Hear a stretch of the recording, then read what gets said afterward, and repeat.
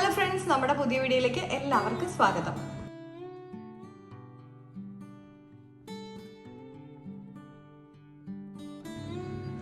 നമ്മുടെ ഇന്നത്തെ വീഡിയോ വളരെ ഹെൽത്തി ആയിട്ടുള്ള ഒരു പുട്ടിന്റെയാണ്. അപ്പൊ നമുക്ക് അത് എങ്ങനെയാണ് തയ്യാറാക്കുന്നതെന്ന് നോക്കിയാലോ. അപ്പൊ നമ്മുടെ പുട്ട് തയ്യാറാക്കാനായിട്ട് ഞാനിവിടെ കുറച്ച് ഓട്സ് എടുത്തിട്ടുണ്ട്. അപ്പൊ നമുക്ക് ഇനി ഒന്ന് നന്നായിട്ട് വാഷ് ചെയ്തെടുക്കാം. നമ്മുടെ പ്രമേഹ രോഗികൾക്ക് വളരെയധികം പ്രയോജനപ്പെടുന്ന ഒരു വീഡിയോ ആണ്. ഞാനിപ്പോൾ ഇതിവിടെ നന്നായിട്ടൊന്ന് വാഷ് ചെയ്തെടുത്തിട്ടുണ്ട്. നമുക്കിനി ഒന്ന് ഡ്രൈ റോസ്റ്റ് ചെയ്തെടുക്കാം.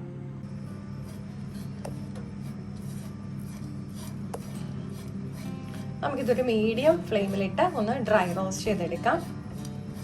ഇത് നമ്മുടെ ഡയബറ്റിക്സ് ഉള്ളവർക്കും അല്ലാത്തവർക്കും ഒക്കെ കഴിക്കാൻ പറ്റിയ ഒരു പുട്ടിന്റെ റെസിപ്പിയാണ്. പാലിലൊക്കെ കാച്ചി കുടിക്കാനായിട്ട് മടിയുള്ളവർക്ക് ഇതുപോലെ ഒന്ന് തയ്യാറാക്കി നോക്കണം കേട്ടോ.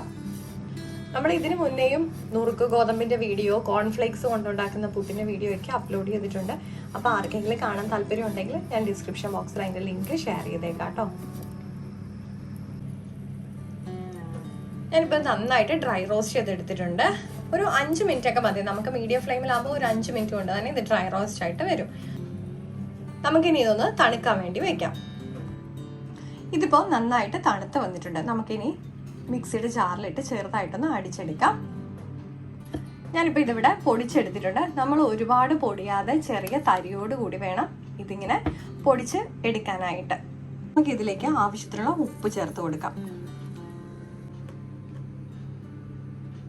ഇനി ഇതിലേക്ക് ലേശം തേങ്ങ ചേർത്ത് കൊടുക്കാം. പുട്ടിന് കംപ്ലീറ്റ്ലി ഒരു തേങ്ങയുടെ ഫ്ലേവർ ഉണ്ടാകാൻ വേണ്ടി മാത്രമാണ് ഞാൻ ഇങ്ങനെ ആഡ് ചെയ്യുന്നത്.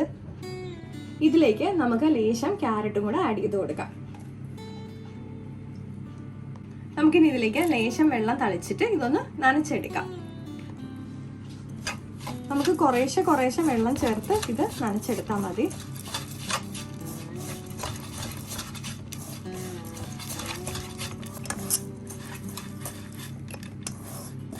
ഇതിപ്പോൾ ഞാൻ കുറേശ്ശെ വെള്ളം ചേർത്ത് നന്നായിട്ട് നനച്ചെടുത്തിട്ടുണ്ട്. നമുക്കിനി ഇതൊന്ന് 5 മിനിറ്റ് റെസ്റ്റ് ചെയ്യാൻ വെക്കാം. നമുക്കിനി പുട്ടുകുറ്റിയിലേക്ക് ഒന്ന് നിറച്ചു കൊടുക്കാം. അപ്പോൾ ആദ്യം നമുക്ക് കുറേശ്ശെ തേങ്ങ ഇട്ട് കൊടുക്കാം.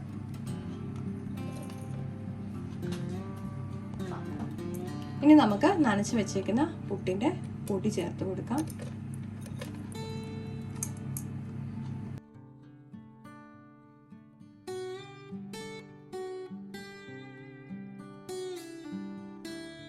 നമുക്ക് ലേശം കൂടെ തേങ്ങ ചേർത്ത് കൊടുക്കാം.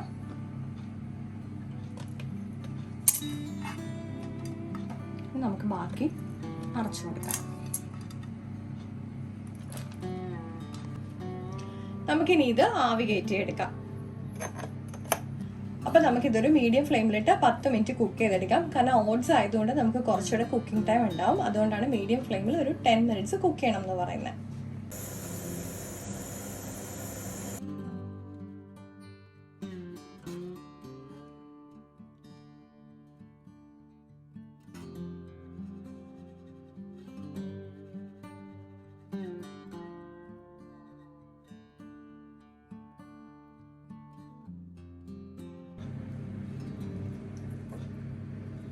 അപ്പോൾ നമ്മുടെ ഹെൽത്തി ആയിട്ടുള്ള ഓട്സ് കൊണ്ടുള്ള പുട്ട് തയ്യാറായിട്ടുണ്ട്.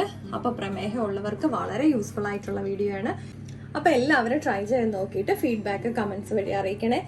ലൈക്ക് ചെയ്യാനും ഷെയർ ചെയ്യണം, സബ്സ്ക്രൈബ് ചെയ്യാനും മറക്കല്ലേ. മറ്റൊരു വീഡിയോ കാണും വരെ നന്ദി, നമസ്കാരം.